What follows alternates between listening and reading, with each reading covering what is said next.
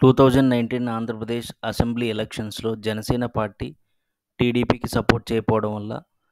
TDP ఓడిపోయిన assembly స్థానాలు Vemuru, Tenali, Prathipadu, Nellore city, Tirupati, Kaikaluru, Pedana, Machilipatnam, Avanigadda, Penamaluru, Vijayawada west, Vijayawada central,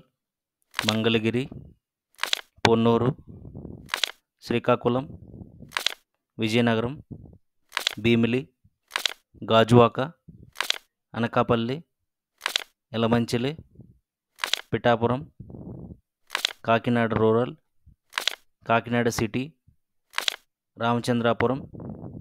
Mummidivaram, Amalapuram, Gannavaram, Kothapeta, Nidadavole, Achanta,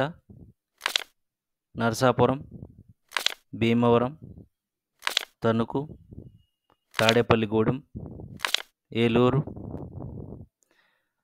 so ఇలా